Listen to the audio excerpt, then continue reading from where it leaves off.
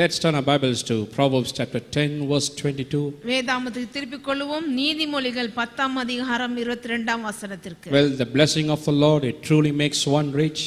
He adds no sorrow to it, neither does toiling increase it. கர்த்தரின் ஆசீர்வாதமே ஐஸ்வரியத்தை தரும், அதனோடு அவர் வேதனையை கூட்டார். We are talking about a financial and material prosperity. பண விஷயத்திலும் பொருளாதாரத்தில் இருக்கிற செழிப்பை குறித்து பார்த்து கொண்டு வருகிறோம். And we are talking about prospering God's way, not the worldly way. அதாவது செழிப்பு தேவனுடைய வழியாக வகையான செழிப்பு, நம் உலக வழியிலே செழிப்பை குறித்து பேசவில்லை. So the Bible is full of principles that God has ordained and kept for you and me to prosper.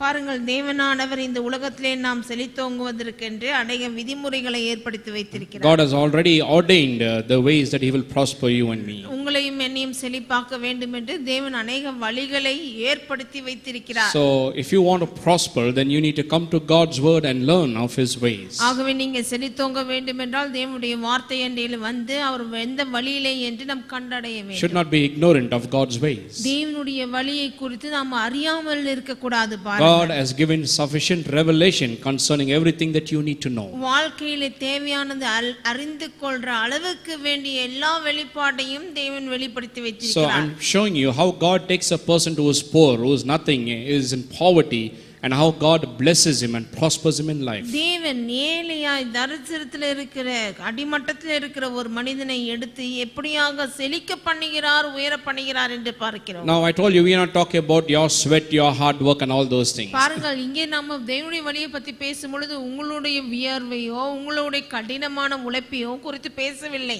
No, we are talking about the blessing of God upon your life. உங்கள் வாழ்வின் மேல் இருக்கிற தேவனுடைய ஆசீர்வாதத்தை குறித்து பேசுகிறோம். So I began to show you blessing means supernatural power, it means divine enablement or empowerment. இந்த ஆசீர்வாதம் என்றால் என்ன?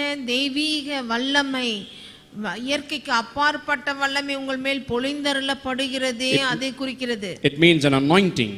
ஆசீர்வாதம் என்றால் அபிஷேகம். Means favor. ஆசீர்வாதம் என்றால் தயவு என்று அர்த்தம். So if you are a child of God, then you have a supernatural power within you.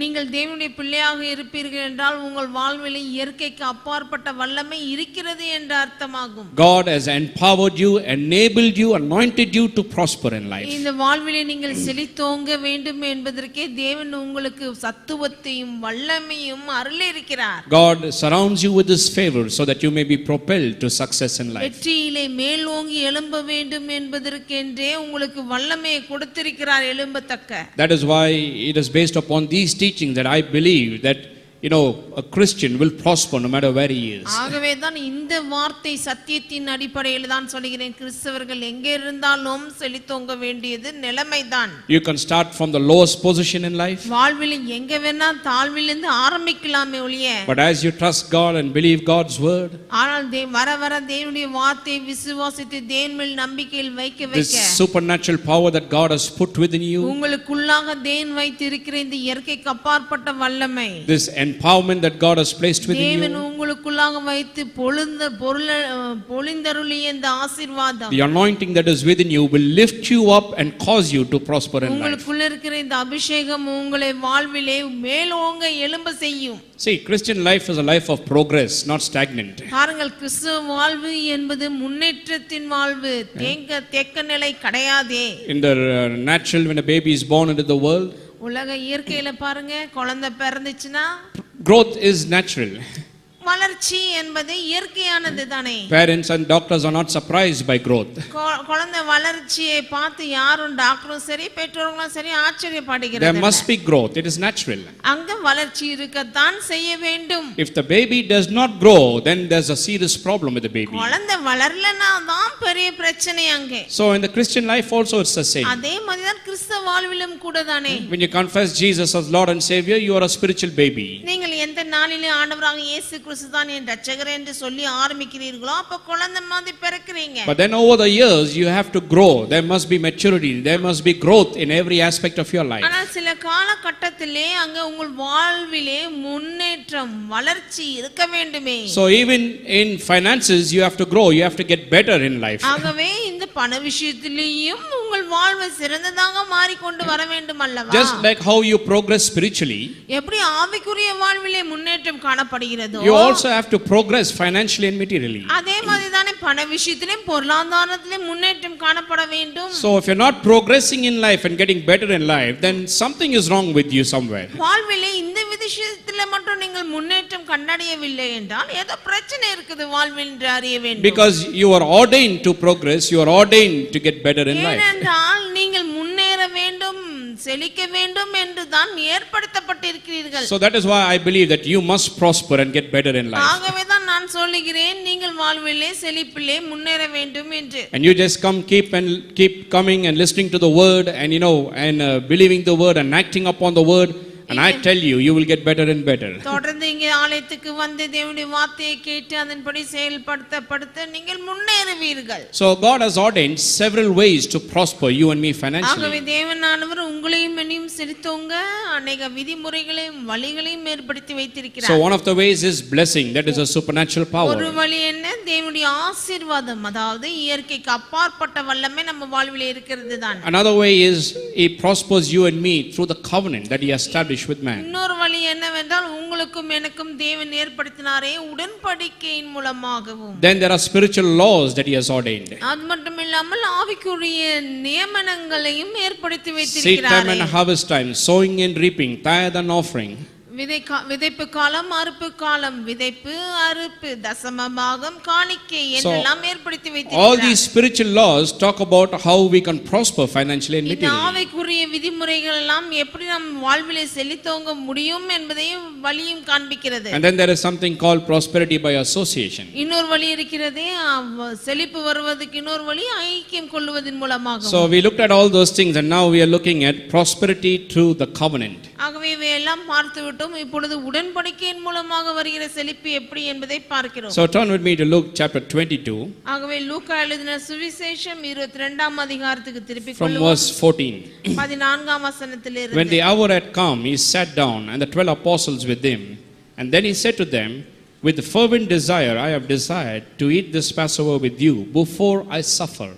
22:14 வசனம் பாருங்க. வேலை வந்தபோது அவரும் அவருடனே கூட 12 அப்போஸ்தலர் பந்தி இருந்தார்கள். அப்பொழுது அவர் அவர்களை நோக்கி, நான் பாடுகப்படுகிறதற்கு முன்னே உங்களோட கூட இந்த பஸ்காவை புசிக்க மிகவும் ஆசையாய் இருந்தேன். So here he is speaking to the apostles here and he is telling them, I have a fervent desire, that means I have a passion to eat the Passover with you before I suffer. அதாவது 12 அப்போஸ்தலரோடு பந்தி இருக்கிறார் இயேசுவானவர். அப்பொழுது சொல்லுகிறார் பாருங்க, நான் பாடுபடுவதற்கு முன்பாக இந்த பஸ்காவை உங்களோட சேர்ந்து புசிக்கணும்னே வாஞ்சையாய் ஆசையாய் இருந்தேன், எதிர்பார்த்துக்கிட்டேன்னாரு. Before I suffer refers to the cross there. அது பாடுபடுவதற்கு முன்பு என்றால் சிலுவையை குறித்து சொல்லுகிறார். Then he says, for I say to you, I will no longer eat of it until it is fulfilled in the kingdom of God. Then he took the cup and gave thanks and said, take this and divide it among yourselves. For I say to you, I will not drink of the fruit of the vine until the kingdom of God comes. And he took bread, gave thanks and broke it, and gave it to them, saying, this is my body which is given for you.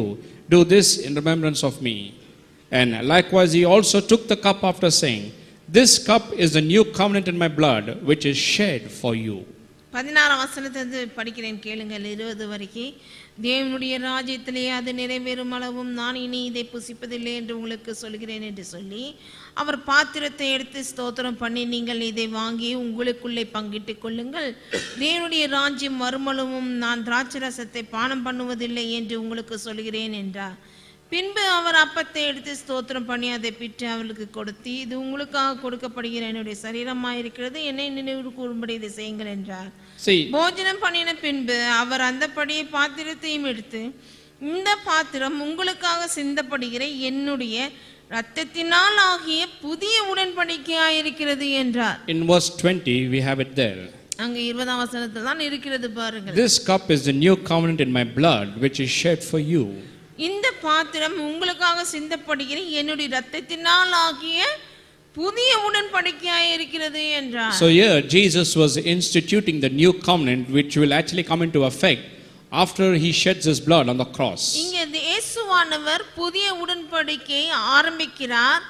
இந்த ஆரம்பித்த புதிய உடன்படிக்கை செயல்பட போவது எப்பொழுது என்றால் நம் வாழ்க்கையிலே சிலுவைக்கு பிற்பாடுதான். So he's talking about a new covenant, how God got a new covenant with us, for you and me, through the cross, through the shed blood of Jesus. சிலுவையிலே இயேசு கிறிஸ்து தன் இரத்தத்தை சிந்தப்படுவதினாலே புதிய உடன்படிக்கை ஏற்படுகிறது. And then he also talks about why Jesus shed his blood for you and me. அது மட்டுமல்லாமல் இங்கே பேசுகிறார், ஏன் இயேசு கிறிஸ்து உங்களுக்காகவும் எனக்காகவும் இரத்தம் சிந்தப்பட வேண்டும். This is what we are talking about. We are talking about covenant through the prosperity through the covenant. இதைதான் பேசிக்கொண்டு வருகிறோம், செழிப்பு உடன்படிக்கையின் மூலமாக வருகிற செழிப்பை குறித்து. Why Jesus shed his blood on the cross? Why he had to die such an agonizing death? ஏன் இயேசு கிறிஸ்து சிலுவையிலே அவ்வளவு கொடுமையாய் மரிக்க வேண்டும்? ஏன் அவருடைய இரத்தம் சிந்தப்படுவது அவ்வளவு முக்கியமாய் இருக்கிறது? Now most of us will say, well, he shed his blood to forgive our sins. என்ன அநேகர் சொல்லுகிறார்கள், இயேசு கிறிஸ்து தன்னுடைய இரத்தத்தை சிந்தது நம்முடைய பாவங்களை மன்னிக்க என்று. There's no doubt on that. That's absolutely true. அது சரிதான், அது சத்தியம்தான், அதிலே சந்தேகம் இல்லை. But I'm showing you it's not just to forgive your sin and my sin. ஆனால் இயேசு கிறிஸ்து இரத்தம் சிந்தினது வெறும் உங்க பாவத்தையும் என் பாவத்தையும் மன்னிக்க மட்டுமா? Some people go further and say, well, he shed his blood so that we can receive healing. இன்னும் சில பேர் இன்னும் நம்புறாங்க பாருங்க, நல்லதா, இன்னும் என் ஆண்டவர் இயேசு கிறிஸ்து இரத்தம் சிந்தினாரு என்னுடைய நோய்களை தீர்க்க என்று. That is also true. அதுவும் சத்தியம்தான். I told you there are many blessings through the covenant. அநேக ஆசீர்வாதங்கள் உடன்படிக்கையின் மூலமாக நமக்கு வந்து சேருகிறது. A whole list of blessings. That's why it's called a better covenant with better promises and better blessings for you and me. அநேக ஆசீர்வாதங்கள் பட்டியலாக வந்து சேருகிறது. ஆகவே தான் அது உடன்படிக்கை, புதிய உடன்படிக்கை, சிறந்த உடன்படிக்கை என்று காண்பிக்கிறது. So forgiveness of sins is there. ஆகவே அந்த உடன்படிக்கையிலே பாவ மன்னிப்பு உண்டு, Healing is there. சுகம் உண்டு. You and me having access to God is there through the blood. தேவனுடைய கிட்ட சேரத்தக்கதான ஸ்லாக்கியம் கிடைக்கிறது இரத்தத்தினாலே. Becoming sons and daughters is there. அங்கே குமாரன் குமார்த்திகள் ஆவது இருக்கிறது. See, they'll talk about all these things, but one thing they leave out. எல்லாவற்றையும் பேசுகிறார்கள் மக்கள், ஆனால் ஒரு காரியம் அதிலிருந்து வருகிறதை விட்டு விடுகிறார்கள். And that one thing is the most important thing for our Christian lives. அதுவும் இல்லாம அந்த ஒருத்த காரியம் தான் கிறிஸ்தவ வாழ்க்கைக்கு ரொம்ப முக்கியமும் கூட. And that is prosperity, financial and material blessing. பண விஷயத்திலும் பொருளாதாரத்திலும் நமக்கு கிடைக்கிற செழிப்பான ஆசீர்வாதம். Are you all children of God? நீங்க எல்லாம் தேவனுடைய பிள்ளைகள் தானே? Yes. Amen. Or you all children of the devil? இல்ல நம்ம பிள்ளைகளா? You're all children of God, isn't it? இல்ல, நம்ம தேவனுடைய பிள்ளைகள். You're all God's children. தேவ பிள்ளைகள். Do you need money or you don't need money? உங்களுக்கு காசு தேவைங்களா தேவையில்லைங்களா? பணம். Is money important? பணம் முக்கியங்களா முக்கியம் இல்லைங்களா? I tell you, it's very important for everyday living. இல்ல, அனுதின வாழ்வுக்கு பணம் ரொம்ப அவசியமா இருக்கிறது. But we talk about everything else. We'll talk about forgiveness, we'll talk about heaven, we'll talk about all the spiritual blessings, we'll talk about everything else except the financial and the material blessing. பாருங்க, நாம பாவ மன்னிப்பு இருக்கு, பரலோகம் இருக்கு, அது இது இருக்கு, இது இருக்குன்னு எல்லா ஆவிக்குரிய காரியத்தையும் பேசிட்டு இந்த பண விஷயத்தை மட்டும் நம்ம விட்டு விடுகிறோமே எப்படி? So now you know why the church is poor, why pastors are poor, why believers are poor. ஏன் இப்ப தெரியுதுங்களா? ஏன் சபை ஏழையா இருக்குது, பாஸ்டர்ங்க ஏழையா இருக்காங்க, ஏன் விசுவாசிகள் ஏழையா இருக்காங்கன்னு தெரியுதுங்களா? ஒரு டிவி வாங்கணும் இல்ல ஒரு பைக் வாங்கணும் இன்ஸ்டால்மென்ட்ல தான் வாங்குவோம். ஒரு To buy a TV or to buy a bike which costs just a few thousand rupees, we buy it on installments. We pay for 3 years sometimes. ஒரு டிவி வாங்கணும், ஒரு வண்டி வாங்கணும்னா காசு கொஞ்சம் காசு தேவைப்படுது, ஆயிரக்கணக்கில். அது அப்படியே கொடுத்து வாங்க முடியல கிறிஸ்தவங்களால. அது 3 வருஷம் இன்ஸ்டால்மெண்ட்ல பே பண்றாங்க. If the product is 10,000, you'll be paying double the amount actually. இன்னும் சொல்ல போனா பொருளோட விலை 10,000 வெச்சுக்கோங்க, முடிச்சு 3 வருஷத்துக்குள்ள 30,000 ஆயிடும். அது டபுளா. But you take the other people, they pay cash and buy. They pay cash and buy. Other people. மற்றவங்க பாருங்க, கிறிஸ்தவங்க இல்லாதவங்க முழு பணத்தை கொடுத்து கேஷ் கொடுத்து வாங்குறாங்க. So to buy a TV and a bike and a car, we buy in installments. Car, bike, பொருள் எல்லாமே இன்ஸ்டால்மென்ட்ல வாங்குறோம், தவணை முறையில. எப்ப லேண்ட் வாங்குறது, எப்ப வீடு கட்டுறது. இதே இந்த மாதிரினா எப்போ நிலம் வாங்குறது, எப்போ வீடு கட்டுறது. That goes in lakhs, and if you know, you should have crores also. அதுக்கு லட்சக்கணக்குல போது, இந்த காலகட்டத்துல கோடிக்கணக்குல போய் நிக்குது. At least 1 or 2 crores you need to have a good house. நல்ல வீடு வேணும்னா 1-2 கோடி தேவைப்படுகிறது. அப்ப இந்த ஜெனரேஷன்ல ஆவாது. நான் next 10 generation only you'll have it. கட்டி முடிக்கிறதுலாம் வந்து அடுத்த வம்சத்தை தான் முடியும் போல இருக்குது. Money is important, my friend. It is very important aspect of your life and my life. பாருங்க, பணம் உங்க வாழ்வுக்கும் என் வாழ்வுக்கும் அவ்வளவு முக்கியம், அவசியம், அன்றாட. You know, one of the greatest things that Satan has did is he has made us to believe that money is not spiritual. பாருங்க, என்னவோ பிசாசு கிறிஸ்தவர்களை ஏமாத்தி வச்சிருக்கான் பாருங்க. பணம் பிசாசு கிட்ட இருந்து வருது, அது பிசாசு காரியம்னு. We think that money, you know, and material possessions is not spiritual. That is worldly, we think. பணம் வச்சிட்டு இருந்தோம்னா, பொருள் நல்ல பொருள்லாம் வீட்ல வச்சிருந்தோம்னா உலகத்தான்ற மாதிரி ஆயிடுச்சு இப்ப கிறிஸ்தவங்க மத்தியில. But I told you before, money is spiritual, my friend. ஆனா நான் முதலே காண்பித்தேன் அல்லவா, பணம் என்பது ஆவிக்குரிய காரியம். It is spiritual to give good food to your children. உங்க பிள்ளைகளுக்கு நல்ல ஆகாரம் கொடுப்பது ஆவிக்குரிய காரியமாச்சு. Spiritual to give good clothes to your children. உங்க பிள்ளைகளுக்கு நல்ல உடைகளை வாங்கி கொடுப்பது ஒரு ஆவிக்குரிய காரியமாச்சு. It is spiritual to give good education to your children. உங்க பிள்ளைகளுக்கு நல்ல படிப்பு மேலோங்க செய்து நல்ல வசதி கொடுக்கிறது உங்க ஆவிக்குரிய காரியமாச்சு. It is spiritual to pay your rent, to pay your current, to pay all the bills on time. எல்லா கரண்ட் பில்லும் வாடகையும் மற்ற பில்லுலாம் நாளுக்கு கரெக்டா அந்த தேதிக்குள்ள செலுத்துவது ஆவிக்குரிய காரியம் அல்லவா? Is it good? நல்லதுதானே அவை எல்லாம்.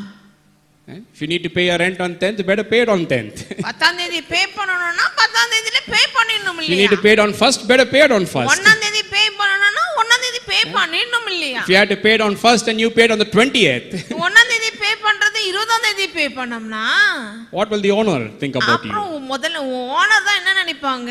That is not spiritual. அது ஆவிக்குரிய வாழ்வே கிடையாது. Paying all your bills on time is spiritual. எல்லா காரியத்தையும் நேரத்துக்கு நேரத்துக்கு செலுத்துவது, பணம் கட்டுவது ஆவிக்குரிய That is வாழ்வு. why material and financial wealth is spiritual. ஆகவே தான் பண விஷயமும் பொருளாதாரத்தில் வருகிற செழிப்பும் ஆவிக்குரியவைகள். Okay, so this is what we are looking at. They talk about everything else except money. இவைகளை தான் பேசிக் கொண்டு வருகிறோம். எல்லா பத்தியும் பேசுறாங்களே ஒழிய பணமும் பொருளாதாரத்தை செழிப்பை பத்தி பேசுறது இல்ல. They think you should not talk about money in the church. சபையில பணத்தை பத்தி பேசக்கூடாதுன்றாங்க. Some people think that, you know, the church doesn't need money. இன்னும் சில பேர் நம்புறாங்க பாருங்க, சபைக்கு பணம்லாம் தேவையில்லைன்றது கூட. Well, if there is no money, then we cannot have a place like this. பணம் இல்லனா இந்த மாதிரி இடம் கூட இருக்க முடியும், வாங்க எடுத்து பண்ண முடியாது. It takes money for everything. எல்லாத்துக்கும் பணம் தேவைப்படுகிறது. And that is why God wants you and me to prosper in this world. ஆகவே தான் தேவன் நீங்களும் நானும் இந்த உலகத்திலே செழிக்க வேண்டும் என்று விரும்புகிறவர். See, the problem with the church today is they don't understand the purpose of prosperity. என்ன புரியலன்னா இன்னைக்கு பிரச்சனை என்னன்னா, இந்த செழிப்பினுடைய காரியத்தை புரிந்து கொள்ளாமல் அறியாமல் இருப்பதுதான் பிரச்சனை. That is why they are mad against it. அறியாததுனால தான் கோபம். நம்ம செழிப்பு பத்தி சொன்னோம். If a person understands why God wants him to have abundance and overflowing, then he will want prosperity in his life. பாருங்கள், ஒரு மனுஷனுக்கு தேவன் ஏன் பரிபூர்ணம் நிறைவு நாம் வைத்திருக்க வேண்டும் என்று விரும்புகிறான் என்ற அந்த அறிவு வரலன்னா, வெளிப்பாடு, அவரு அது வெறுப்பாரு தான், அது விரும்ப மாட்டாரு. They don't know the purpose of prosperity. செழிப்பினுடைய நோக்கமே தெரியலன்னா ஒரு மனுஷனுக்கு, That is why they fight against it. ஆகவே தான் சண்டை போடுறாங்க அந்த செழிப்புக்கு பத்தி பேசினோம்னா. Okay, but that is exactly why Jesus shed his blood on the cross. அதுக்காக தான் இயேசு கிறிஸ்து சிலுவையிலே ரத்தம் சிந்தினார். Not just to provide forgiveness and healing and give us a new nature that we may have access to God. பாவ மன்னிப்பு, வியாதியிலிருந்து சுகம், சாபத்திலிருந்து ஆசீர்வாதம், இவைகளுக்கு மட்டுமல்லாமல் It's all that plus much more than that. இவைகளை காட்டிலும் சிறந்தவைகளும் இருக்கின்றன. And one important thing is concerning our financial and material prosperity. இன்னொரு காரியம் முக்கியமானது என்னவென்றால் பண விஷயத்திலும் பொருளாதாரத்திலும் கிடைக்கிற செழிப்பும். So that is what Paul talks about it in 2 Corinthians 8:9. ஆகவே தான் பவுல் 2 கொரிந்தியர் 9:8ல பேசுறாரு. He's talking about the grace of God. He says, for you know the grace of our Lord. அங்க கிருபையை பத்தி பேசுறார் பாருங்கள். ஆண்டவராக இயேசு கிறிஸ்துவின் கிருபையை குறித்து அறிந்திருக்கிறீர்களே. That though he was rich, he became poor for your sakes, that through his poverty you and me might become rich. அவர் ஐஸ்வரியவான் உள்ளவராய் இருந்தும் உங்களுடைய ஐஸ்வரியத்தின் நிமித்தமாக அவர் உங்களுக்காக தரித்திரரானாரே. We talked much about the word grace. அது கிருபையை குறித்து அநேகமா பேசியிருக்கோம். We always boast about grace. கிருபையை குறித்து பெருமையா பேசி பிரசங்கலாம் பண்ணியிருக்கிறோம் But when it எல்லாரும். comes to prosperity, we never talk about it. ஆனால் செழிப்பு என்று வரும்பொழுது பேசாம இருந்துட்டோமே. Somehow we are silent on that. என்னவோ தெரியல, அதுல மட்டும் அமைதியா இருந்துட்டோம். So Paul is taking this new covenant, he's taking why Jesus shed his blood on the cross there. அங்க புதிய உடன்படிக்கையிலே இயேசு கிறிஸ்து ஏன் சிலுவையிலே ரத்தம் சிந்தினார் என்று பவுல் சொல்லுகிறார். And he's saying he shed his blood there because he became poor on the cross so that you and me might become rich. அவர் ரத்தம் சிந்தினார் சிலுவையிலே ஏன் என்றால் தரித்திரராகுவதற்கு, நம்மளுடைய தரித்திரத்தை சுமந்து நம்மை ஐஸ்வர்யனாகும்படிக்கு. He's connecting the new covenant and the shedding of blood in relation to prosperity, that is financial and material blessing. பாருங்க, சிலுவையும் சிலுவையிலே சிந்தப்படுகிற ரத்தத்தையும் அவர் இந்த செழிப்புக்கு உடன்படிக்கை ஏற்படுத்துகிறதை குறித்து ஒப்பனையாக பேசுகிறார். So Jesus shed his blood that you and me may prosper financially. இயேசு கிறிஸ்து ரத்தம் சிந்தினார் எதற்கு? நீங்களும் நானும் பண விஷயத்திலும் பொருளாதாரத்திலும் செழித்தோங்க. Now I told you that the church has majored only on the spiritual aspects or spiritual blessings. சொன்னேனல்லவா, சபையினர் எப்பொழுதுமே ஆவிக்குரிய காரியங்களுக்கு மட்டுமே முதலிடம் கொடுத்து விட்டார்கள். The church is always talking about heaven. எப்போ பார்த்தாலும் சபையில பரலோகத்தை பத்தி பேசுறாங்க. Always telling the people, be ready, be prepared, anytime Jesus will come. என்ன சொல்றாங்க? எந்த நேரமும் ஆயத்தமா இருங்க, இயேசு கிறிஸ்து வரப்போகிறார். Then they keep talking about holiness. அதுவும் இல்லாம பரிசுத்தத்தை பத்தி பேசுறாங்க நிறைய. They'll talk about all the spiritual aspects of life. வாழ்வினுடைய ஆவிக்குரிய காரியங்கள் எல்லாம் பேசுறாங்க, சரிதான். Then they'll talk about fasting. இன்னும் சொல்ல போனா உபவாசத்தை குறித்தும். See, all those things are good. அதெல்லாம் இருக்குது, பேசுது okay. But the thing is, the church has only majored on the spiritual aspects of the Christian life. ஆனால் ஆவிக்குரிய வாழ்வில் மட்டுமே சபையினர் மோகி பேசிட்டார்கள். They always address the spiritual needs of the believer. விசுவாசியினுடைய வாழ்வு ஆவிக்குரிய வாழ்விலே மட்டும் அக்கறை செலுத்தும்படியாக சொல்லிட்டாங்க. And I guess why they only address the spiritual needs of the believer. அதுவும் இல்லாம ஏன் அவங்க ஆவிக்குரிய வாழ்வை குறித்து அக்கறையா சொல்றாங்கன்றதுக்கு இருக்குது காரணம். That is why they'll always talk about the spiritual aspects. ஆகவே தான் அவங்க எப்ப பார்த்தாலும் ஆவிக்குரிய விஷயம், ஆவிக்குரிய வாழ்வு இப்படி இருக்கணும் அப்படி இருக்கணும்னு. A few people go one step ahead and they'll talk about the physical needs of the people. இன்னும் சில பேர் இருக்காங்க பிரசங்கிமார்கள், கொஞ்சம் தாண்டி சரீர பிரகாரமான தேவைக்கு ஒன்று சொல்ல போதிக்கிறாங்க. But rarely or very few people will address the financial and the material needs of the people. ஆனால் சில பேர் மட்டுமே பண விஷயத்திலும் பொருளாதாரத்தில் இருக்கிற இந்த செழிப்பை குறித்து பிரசங்கிக்கிறவர்கள் இருக்கிறார்கள். So why the church talks much about the spiritual and neglects the financial and the material blessings? ஏன் சபை அதிகமாக ஆவிக்குரிய காரியங்களை பேசிட்டு இந்த பண விஷயத்தையும் பொருளாதாரத்தையும் அப்படி உதறி விடுகிறார்கள்? The reason is because of its belief. ஏனென்றால் காரணம் அவளுடைய நம்பிக்கை நிமித்தம் தான். See, whatever you believe, that is what you will live for. பாருங்கள், நீங்க என்ன நம்புறீங்களோ, எதை விசுவாசிக்கிறீங்களோ அதுக்காக தானே வாழுவீங்க.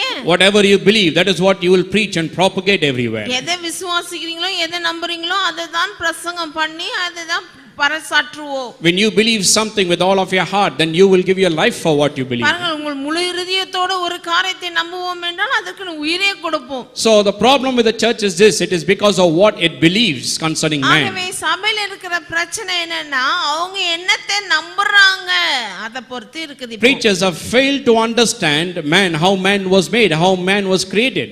பாருங்கள், மனிதன் எப்படி சிருஷ்டிக்கப்பட்டான், எப்படி உருவாக்கப்பட்டான் என்ற அறிவிலே அவர்கள் தவறிவிட்டார்கள் அறிய பிரசங்கிமார்கள். Because if they went back to Genesis and understood how man was created, then they will understand the financial and the material needs of man. பிரசங்கிமார்கள் ஆதியாகமத்துக்கு சென்று மனிதன் எப்படி சிருஷ்டிக்கப்பட்டான், என்னெல்லாம் இருந்தது என்று அறிந்திருப்பார்கள் என்றால் அப்போ தெரிய வரும் மனுஷனுக்கு இதெல்லாம் அவசியம் முக்கியம் என்பதை. See, man is not just a spiritual being. பாருங்கள், மனுஷன் வெறும் ஆவிக்குரியன் மட்டுமல்ல. If man is only a spiritual being, then there will be only spiritual needs. பாருங்கள், மனுஷன் மட்டும் வெறும் ஆவிக்குரியவன், ஆவியில மட்டும் தான் இருக்கிறான்னா அவனுக்கு சரீர பிரகாரமா தேவை இருக்காது. And this is what preachers think, that man is only a spiritual being. பாருங்க, பிரசங்கிமார்கள் அப்படிதான் நம்புறாங்க, மனுஷனா ஆவிக்குரியவன், அதனால ஆவிக்குரிய நன்மைகள் மட்டுமே பெறணும்னு. Now my friend, you need to come to the Bible and you need to understand how God created man in the beginning. இல்ல, வேதாந்தத்திலே பார்க்க வேண்டும் அன்பர்களே, ஆதியிலே தேவன் எப்படி மனிதனை உருவாக்கினார், சிருஷ்டித்தார் என்று. So man is not only a spirit or a spiritual being. ஆகவே மனிதன் என்பவர் வெறும் ஆவியிலே மட்டும் வசிக்கிறவரும் ஆவியுடைய தோற்றமல்ல, உள்ளவர் மட்டுமல்ல. Man is a spiritual being. He has a soul, that is the mind. அது மனுஷன் ஆவியாய் இருக்கிறான், அவனுக்கு ஆத்மா என்ற சிந்தனை இருக்கிறது. The mind comprises of the intellect, the will and the emotions. பாருங்கள், மனம் சிந்தனைக்கு, ஆத்மாக்கு உணர்ச்சி, வேகம், சித்தம், அறிவு இவையெல்லாம் இருக்கிறது. One of the most important teachings in Christianity is spirit, soul and body. பாருங்கள், கிறிஸ்தவத்திலுடைய மிக முக்கியமான போதனை ஒன்று இருக்குது, ஆவி, ஆத்மா, சரீரத்தை குறித்த போதனை. We'll be talking about that sometime. அதை சில நேரத்துல எடுத்து போதிக்கிறேன் உங்களுக்கு. When you understand spirit, soul and body, you begin to understand man entirely, பாருங்கள், completely. மனுஷனுடைய ஆவி, ஆத்மா, சரீரத்தை குறித்து அறிவோம் என்றால் மனிதனுடைய முழு காரியத்தையும் அறிய வருவோம். So man is a spirit, but he also has a soul, that is, he has a mind. மனிதன் ஆவியா இருக்கிறானே ஒழிய, ஆனால் அவனுக்கு ஆத்மா என்கிற ஒரு மனம் இருக்கிறது. And he lives in a body, so he has spirit, soul and body. ஆவியா இருக்கிற மனுஷன் ஆத்மாவோடனே சரீரத்திலே வசிக்கிறான். So that is why they say that man is a tripartite being, he is spirit, soul and body. ஆகவேதான் முக்கூறு உடையவன் தான் மனிதன், ஆவி, ஆத்மா, சரீரத்தை உடையவன். Now if you go back to Genesis chapter 2, ஆகவே நீங்க ஆதியாகமத்துக்கு 2ஆம் அதிகாரத்துக்கு சென்று பார்ப்பீர்கள் என்றால், and if you look at verse 7, அதுல 2ஆம் அதிகாரம் 7ஆம் வசனத்திலே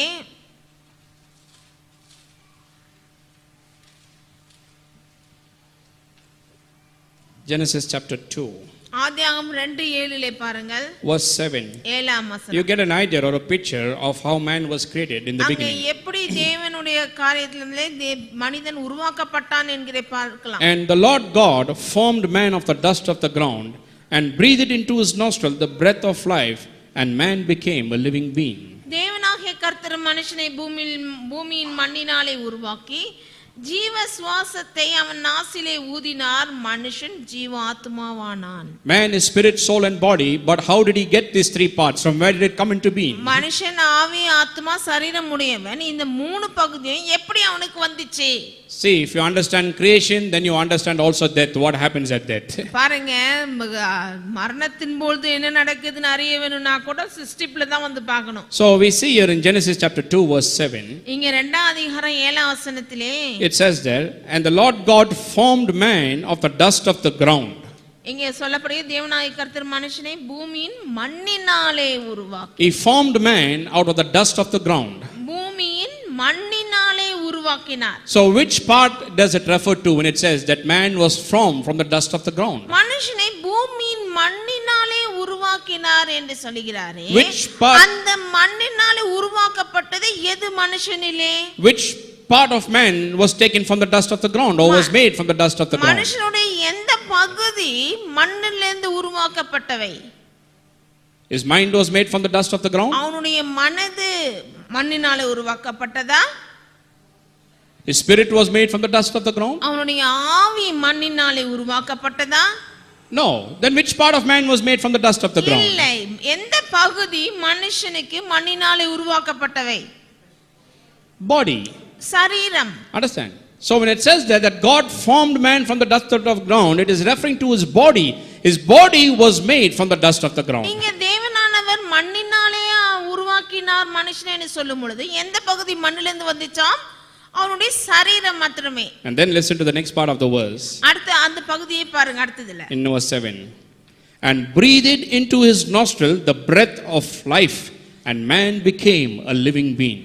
ஜீவ சுவாசத்தை அவன் நாசிலே ஊதினார், மனுஷன் ஜீவாத்மாவானான். So God formed man's body from the dust of the ground. இங்க தேவனானவர் மண்ணினாலே அவனுடைய சரீரத்தை உருவாக்கினார். But there was no life in the body, no mind, no soul in the body. அந்த சரீரத்தை உருவாக்கி அப்படியே இருக்கிறது, அதுல ஒண்ணுமே உயிர் இல்ல, ஒண்ணும் இல்ல, அப்படியே கிடக்குது. And then the Bible says God breathed into man and he became a living being. That means now this dust of the ground, this body was formed, now became alive. இங்கே Had life in it. வேதம் சொல்கிறது, ஜீவ சுவாசத்தை எடுத்து தேவனானவர் மனுஷனுடைய நாசிலே அவனுடைய சரீரத்திலே ஊதினார், அவன் ஜீவ ஆத்மாவானான். அப்போதான் அந்த சரீரத்திலே உயிர் கிடைச்சது. So to put it in another way, you can say man was made up, or man consists of two parts. ஆகவே இந்த மாதிரி சொல்லும் பொழுது பார்க்கும் பொழுது ரெண்டு பகுதியாக முதல்ல பிரிச்சலாம். என்ன ரெண்டு பகுதி என்று சொல்லலாம். One part refers to the immaterial and the other part refers to the material aspect. அதாவது ஒன்னு சொல்லலாம், ஒன்னு பொருளினாலே உருவாக்கப்பட்டான் மனுஷன், இன்னொன்னு பொருள் அல்லாததினாலே உருவாக்கப்பட்டான் மனுஷன். The immaterial part is the spirit and soul. பொருள் இல்லாத பகுதி என்னது மனுஷனிலே? ஆவி, ஆத்மா. You can't see the spirit, you can't see the soul. பாருங்க, அது பொருள் இல்ல. ஆவிக்கும் ஆத்மாவும் பார்க்க முடியாது. That is the immaterial part. அது பொருள் இல்லாதவைகள். When God breathed into man, the breath of life, then man became a living being. பாருங்கள், மனிதனுடைய நாசிலே தன்னுடைய ஜீவனை சுவாசத்தை ஊதினவனுமே அவன் ஜீவாத்மாவானான். So man received the spirit and soul at the time when God breathed into him. ஆகவே ஜீவனையும் ஆத்மாவையும் தேவனானவர் அவன் மூக்குல நாசில ஊதும் பொழுது அவனுக்குள்ள வந்துச்சு. So where did man receive his spirit and soul from? ஆகவே எங்கிருந்து அவனுக்கு ஆவியும் ஆத்மாவும் எங்கிருந்து பெற்றான் மனுஷன்? From God. தேவனிடத்திலிருந்து. Isn't it? சரிங்களா? This is where you and me receive our soul, from God. இப்படிதான் நீங்களும் நானும் நம்முடைய ஜீவனையும் ஆத்மாவை பெறுகிறோம் தேவனிடத்திலிருந்து நேரடியாக. When God breathed into that body there, that man received his spirit and soul. அங்க நாசிலே அவர் ஊதின உடனே அவன் ஜீவ ஆத்மாவை பெற்றான். He became a living being. அவன் உயிருள்ளவனாய் ஆகிவிட்டான். So he received his spirit and soul from God. ஆகவே ஆவியும் ஆத்மாவையும் தேவனிடத்திலிருந்து வந்தவை. And where did he receive his body from? அவனுடைய சரீரமே எங்கிருந்து பெற்றான்? From the dust of the ground. This is exactly what happens at death. இதுதானே நடக்குது மரணத்தின் பொழுதும். Your spirit and soul came from God. ஆவியும் ஆத்மாவும் தேவனிடத்திலிருந்து வந்துச்சு. So if you are a child of God, it goes back to God. ஆக நீங்க தேவனுடைய பிள்ளைகளாக வாழ்ந்து முடிப்பீர்கள் என்றால் அது தேவனிடத்திலே சென்று It goes back to where it came from. அது எங்கிருந்து வந்துச்சோ அங்கே போயிடுது. Your body came from where? உங்கள் சரீரம் எங்கிருந்து வந்தது? From the dust. மண்ணிலிருந்து. It returns back unto the dust. மண்ணுக்கே போகிறது. So we can say it like this: man is created of two parts. One is the immaterial part and the other is the material part. பாருங்க, அதுவே மனுஷனை இவ்விதமாக பிரிச்சலாம் ரெண்டு பகுதியா. ஒன்னு பொருளினால் ஆனவன், இன்னொன்னு பொருளினால் ஆகாதவன். So man is not only a spiritual being. ஆகவே மனுஷன் வெறும் ஆவிக்குரியவன் என்று மட்டுமல்லவே. He is not made of only spirit and soul. No, he has a body and the body has come from the material part. அவன் வெறும் ஆவி ஆத்மாவோடு இருக்கிறவன் மட்டுமல்லவே, அவன் மண்ணிலிருந்து அவன் சரீரத்தையும் உடையவனா இருக்கிறான், பொருள் உடையவன். And I tell you, because he has a body, there are not only physical needs but also financial and material needs. அவன் சரீரத்தை உடையவனா இருக்கிறதுனாலே சரீர பிரகாரமான தேவை என்று மட்டுமல்லாமல் அவனுக்கு பண விஷயத்திலும் பொருளாதாரத்திலும் தேவைப்படுகிறது காரியங்கள். Amen. Amen. Because you have a body, you have physical needs. அவனுக்கு சரீரம் இருக்கிறதுனாலே சரீரத்துக்கு உரிய காரியங்கள் அவனுக்கு தேவைப்படுகிறது அல்லவா? Well, do you feel thirsty? நீங்கள் தாகம் அடிக்குதா உங்களுக்கு? No. ஆம், தாகம் அடிக்கிறது. No, I'm always filled with the spirit, so I don't need to drink water at all. நான் ஆவியினாலே நிரப்பப்பட்டு இருக்கிறேன், எனக்கு தாகலாம் அடிக்காது, தண்ணி தேவையில்லைன்னு சொல்லிட்டு போயிட முடியுமா? Do you feel thirsty, my friend? நண்பர்களே, தாகம் அடிக்கிறதா உங்களுக்கு? Do you feel tired? சோர்வடைகிறீர்களா? Do you feel hungry? பசி எடுக்கிறதா? Well, I say in India we eat 4 times a day. இந்தியால நம்ம 4 வேளை சாப்பிடுறோம். Morning breakfast. காலையில சிற்றுண்டி. If possible even 5 times. Between breakfast and lunch there's one snack there. அதாவது பிரேக்ஃபாஸ்ட்க்கும் லஞ்சுக்கு நடுவுல வேற ஒரு ஸ்நாக்ஸ் சாப்பிடுறோம். Lunch. அப்புறம் மதிய உணவு. Then tea. அப்புறம் டீன்னு ஒன்னு இருக்குது பாருங்க. Tea has become a big meal nowadays. அந்த டீயே இப்ப பெரிய மீல் ஆயிடுச்சு சாப்பிடுற ஆகாரம் போல. And then dinner also. அது போக ராத்திரி இரவு உணவு. So you don't say, well, I ate morning today and I don't feel hungry the next day. இன்னைக்கு காலைல சாப்பிட்டங்க நாளை வரைக்கும் எனக்கு பசிக்காதுன்னு சொல்ல முடியாது. No, if you don't feel hungry, I tell you my friend, don't be happy about it. Better go to the doctor and check up. உங்களுக்கு பசி இல்லனா ரொம்ப சந்தோஷமா இருக்காதீங்க. டாக்டர்ட்ட போய் காமிங்க. Don't think பசி எடுக்கல கொஞ்சம் காசு மிச்சம் பத்தலாம். You'll spend more money later then. அப்படி மிச்சப்படுத்தலாம்னு பாத்தீங்கன்னா கடைசியில் நீங்க தான் நிறைய செலவு பண்ண வேண்டியதாயிடும். No, you have your breakfast, 1:30 again you feel hungry, you have lunch. அப்பதான் டிஃபன் சாப்பிட்டிருப்பீங்க, காலையில 1:30 மணி ஆயிருக்கும், லஞ்சுக்கு பசி எடுக்கும். So when your child looks at the time and 1:30 and says I'm hungry, you're not amazed about it.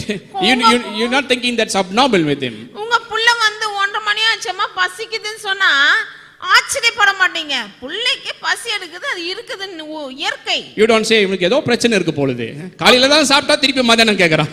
காலையில தான் சாப்பிட்டியே, உனக்கு ஏதோ பிரச்சனை பசின்னு சொல்றியே, இது என்னன்னு கேட்க மாட்டோம். No, he has lunch, then again dinner time comes, again he is hungry. அவன் லஞ்ச் சாப்பிடுவான், இரவு நேரத்துல திருப்பி பசிக்கும், வேணும்னுவான். See, because you have a physical body and this body was made out of the material, so you have physical needs also. பாருங்க, சரீரம் மண்ணில இருந்து வந்தது, சரீரத்தை உடையவனா இருக்கிறான், அதனால அவனுக்கு அது தேவைங்களா இருக்குது.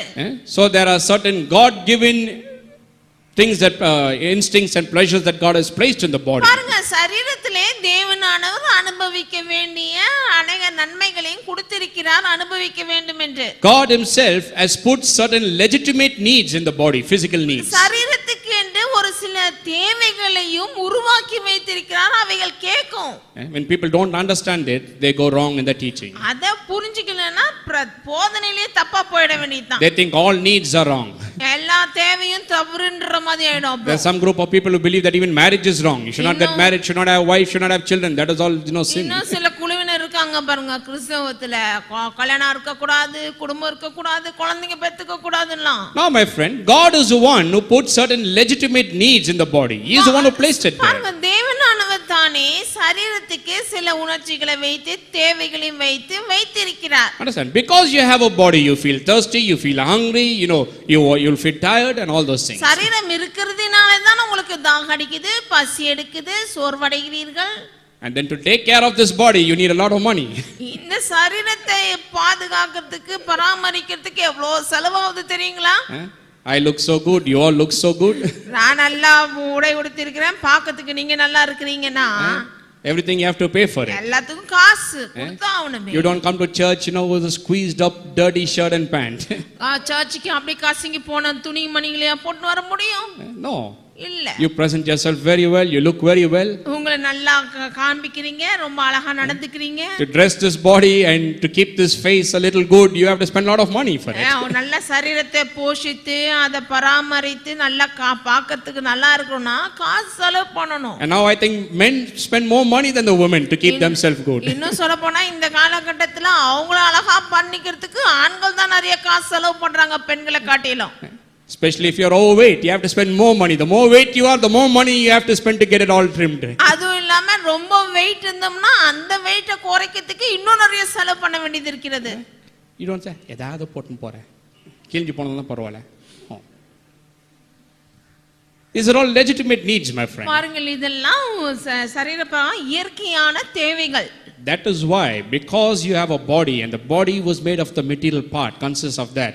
That is why there are financial and material needs also. பாருங்கள், சரீரத்துல இருக்கிறதுனால, சரீரத்தை உடையவனாய் இருக்கிறதுனால, மண்ணிலிருந்து உருவாக்கப்பட்டதுனால அவனுக்கு உலக பிரகாரமான பொருள் பிரகாரமாக பண விஷயத்திலும் பொருளாதாரத்திலும் அவனுக்கு தேவை இருக்கிறது. We have just concentrated on the spiritual needs, but we have left out the financial and the material needs. பாருங்கள், மனுஷனுடைய ஆவிக்குரிய தேவைகளை மட்டும் பார்த்துட்டு நம்ம என்ன விட்டுட்டோம்? கிறிஸ்தவங்க சரீர பிரகாரமான பொருளாதார காரியத்தை விட்டுட்டோம். Now I have no doubt that the spiritual need is the most important need first.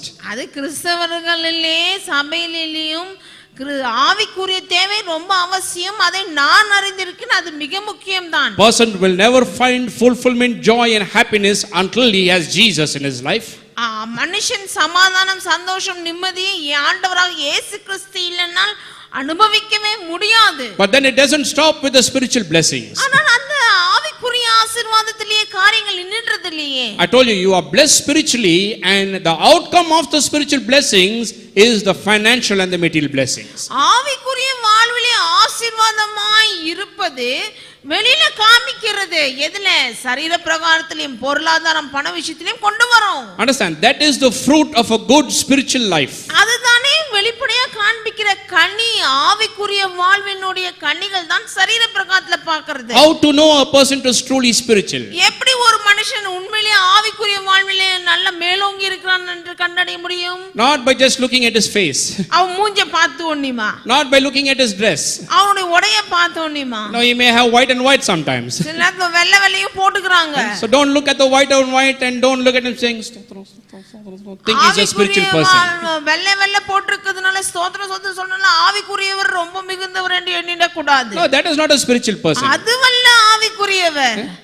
See, spirituality is something to do with the inside, but how do I know that you are a true spiritual person? ஆவிக்குரிய வாழ்வு ஆவிக்குரிய ஆசீர்வாதத்தை உடையவர் என்பது உள்ள நடக்குது. அது வெளியில எப்படி தெரியும் நமக்கு இவர் ஆவிக்குரியவர் என்று? Well, when I look at the fruit, and the fruit is the financial and the material blessings. அதனுடைய ஆவிக்குரிய வாழ்வின் ஆசீர்வாதத்தின் கனியை நான் எப்படி பார்ப்பேன் என்றால் அவருக்கு இருக்கிற பண விஷயத்திலும் பொருளாதாரத்தில் இருக்கிறதுனாலே தான். I am not God to see on the inside of you and to scan you and to know how spiritual you are. நான் கடவுளா தேவனா உங்க ஸ்கேன் பண்ணி உங்களுடைய ஆவிக்குரிய வாழ்வு எப்படி இருக்குதுன்னு நான் உள்ள இருந்து பார்க்கிறதுக்கு. But when I see the fruit, that is evident on the outside. ஆனால் வெளியிலே பார்க்கிற இந்த கனிகள் இருக்கிறது இல்லையா அதை வச்சு தான் எனக்கு தெரியும். When I see that, then I know how spiritual you are on the inside. வெளியில இருக்கும்போது பார்த்தா தெரியுது நீங்க ஆவிக்குரிய விஷயத்துல எப்படி இருப்பீங்க என்று. You remember in Psalm 1 I use illustration of a tree.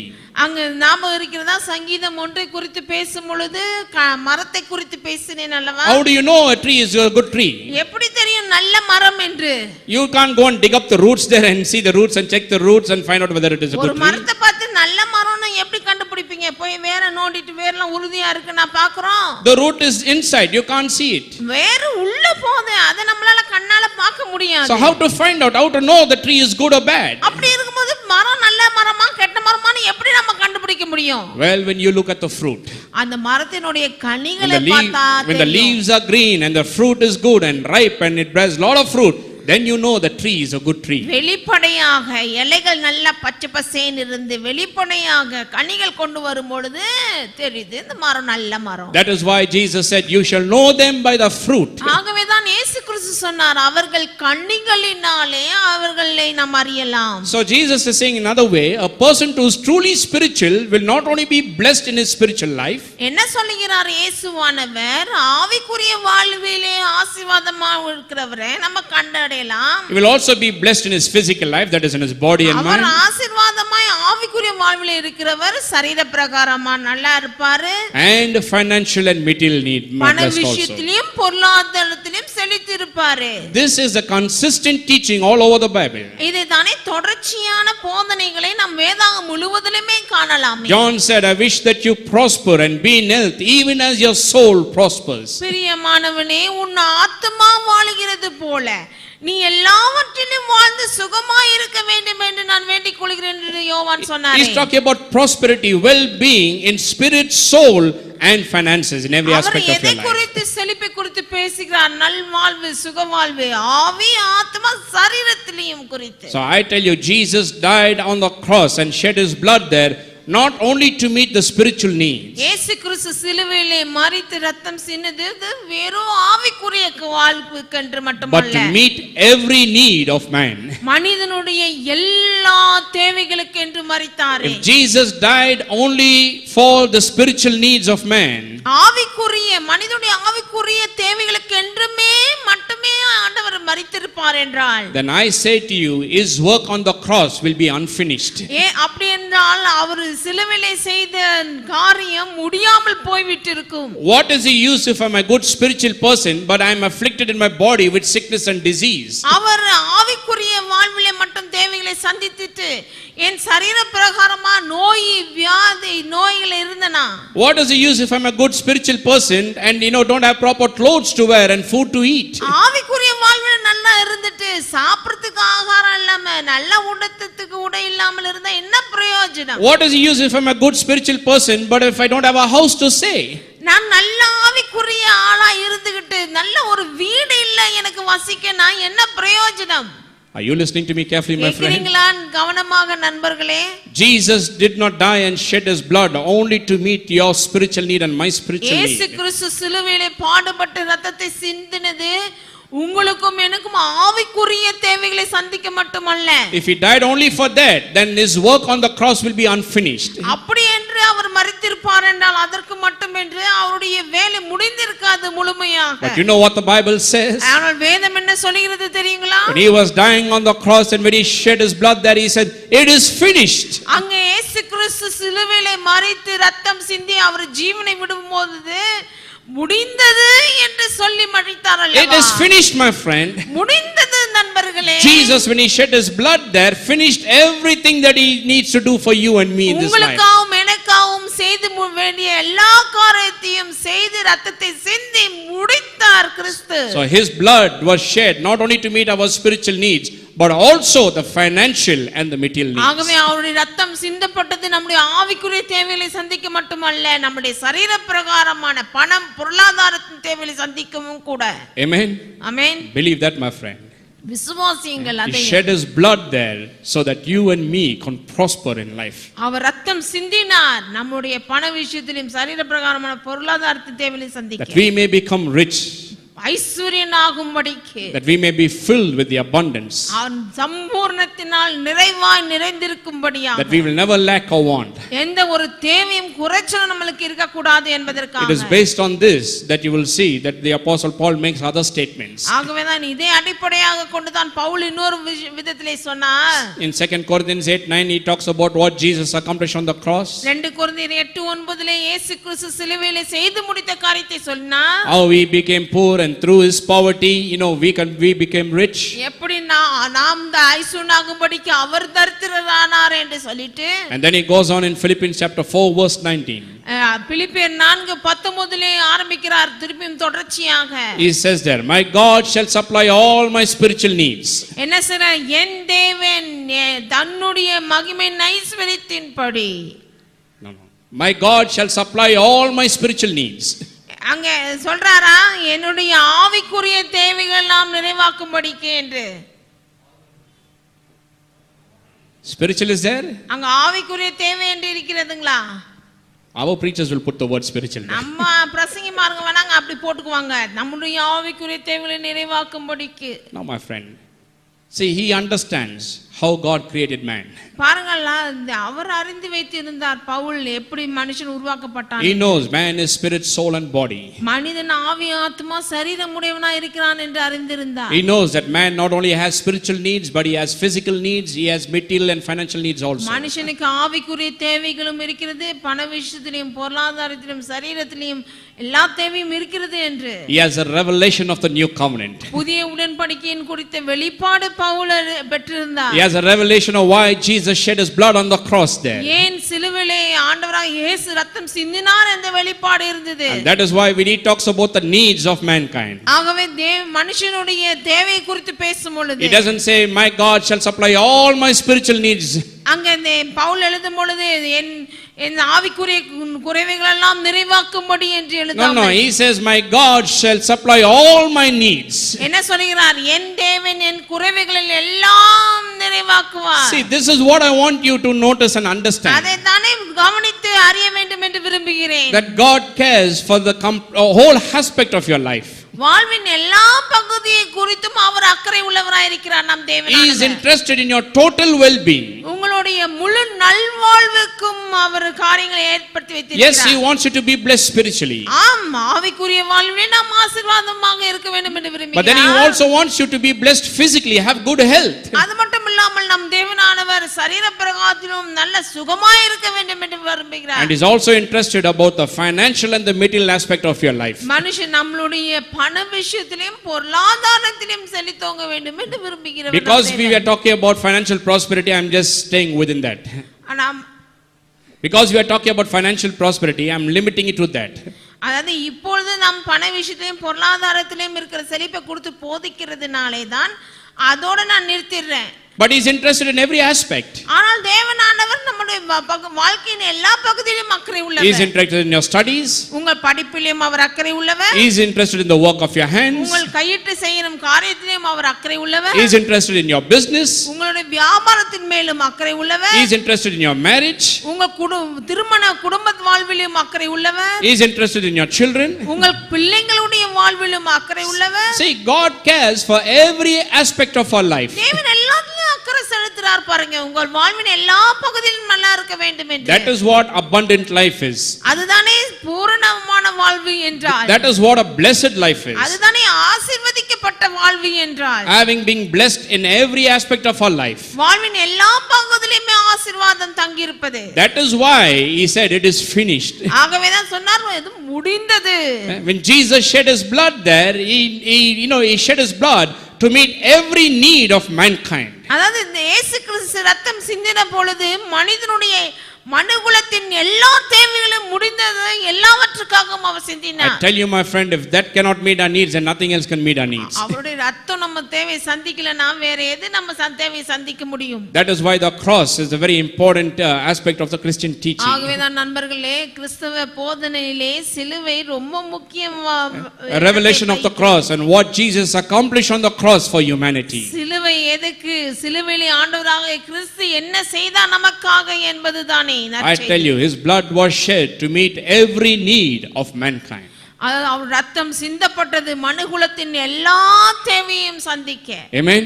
Amen. That is why we need to prosper. ஆகவே தான் நாம் செழித்தோங்க வேண்டும். He died and shed his blood so that you and me can prosper. நீங்களும் நானும் செழிக்க அவர் ரத்தம் சிந்தினார். This is what we are talking about. I will come to it. Prosperity through the covenant. அதுதான் பேசுகிறோம். செழிப்பு உடன்படிக்கையின் மூலமாக வருகிறவை. This is why God established a covenant with man. அதுக்கென்றே தான் தேவன் மனுஷனோட உடன்படிக்கை பண்ணினார். To meet every need of man. மனுஷனுடைய எல்லா தேவைகளையும் சந்திக்க. Not just the spiritual. ஏதோ ஆவிக்குரிய வாழ்வுக்கு தேவை என்று மட்டுமல்ல. The physical, the mental, the emotional, the financial and material. ஆவிக்குரிய காரியம் ஆத்துமா ரீதியாகவும் சரீர ரீதியாகவும் பொருளாதாரத்திலும் பணத்திலும் அவன் எல்லாவற்றிலும் சுகமாய் இருக்க. That is why he said it is finished. ஆகவே தான் சொன்னார் முடிந்தது என்று. There's nothing more that God can do for you and me to prosper in life. அப்படி என்றால் நாம் செழித்தோங்குவதற்கு உங்களுக்கும் எனக்கும் இதுக்கு மேல தேவன் என்ன செய்ய முடியும் என்று சொல்கிறார். He has accomplished everything so that we can be prosperous. வாழ்விலே நாம் செழித்தோங்கத்தக்கதான காரியங்கள் எல்லாவற்றையும் செய்து முடித்து விட்டார். Amen. Amen. Well, I'll just stay with that. I have some more to continue. இன்னும் இருக்கிறது அது அடுத்த வாரம். And then we'll go and talk about the covenant that he made with Abraham. ஆபிரகாமோடு செய்த உடன்படிக்கையை பார்க்கலாம் பிற்பாடு. And then I will show you what is included in the covenant. அந்த உடன்படிக்கையில என்னெல்லாம் இணைந்திருக்கிறது என்பதையும் பார்க்கலாம். Prosperity is included in the covenant. உடன்படிக்கையிலே செழிப்பும் உள்ளடங்கி இருக்கிறவை. Every time a covenant is made, blood is shed. எப்பொழுதெல்லாம் உடன்படிக்கை ஏற்படுத்தப்படுகிறதோ அங்கெல்லாம் ரத்தம் சிந்துதல் உண்டாகிறது. Why? ஏன்? So that you and me can have every need of ours met. அப்படி அந்த உடன்படிக்கையின் மூலமாக உங்களோடு இதும் என்னோட தேவை அனைத்தும் சந்திக்கப்படும். So we'll talk about the covenant, and when you understand the covenant and when you understand that you're a covenant person with God, நமக்கு உடன்படிக்கை இருக்கிறது, நாம் தேவனோடு உடன்படிக்கை பண்ணப்பட்டவர்கள் என்று அறியும் பொழுது, when you understand the covenant, you will know what it is to be in a covenant relationship with God. உடன்படிக்கை என்றால் என்ன என்று அறியும் பொழுது தான் தெரிய வரும் நம்மளோடு நமக்கு இருக்கிற உடன்படிக்கையினுடைய நோக்கம். And when you get a revelation of that, அதை குறித்த வெளிப்பாடை நாம் பெறும் பொழுது, when your heart and mind is quickened by that truth, அந்த சத்தியத்தினால் உங்கள் இருதயம் சிந்தனையும் உயிர்ப்பிக்கப்படும் பொழுது, you will never be the same. நீங்கள் பழையவர்களாகவே இருக்க மாட்டீர்கள். Life will be changed. உங்கள் வாழ்வு மாற்றப்படும். You will be transformed. நீங்கள் மறுரூபமாக்கப்படுவீர்கள். And you will prosper. You will have good success. நீங்கள் வெற்றி சிறந்து எல்லாவற்றிலும் ஜெயம் பெறுவீர்கள். Because of the covenant that God made with you. தேவன் உங்களோடு ஏற்படுத்தின உடன்படிக்கையின் மூலமாக. Amen. Amen.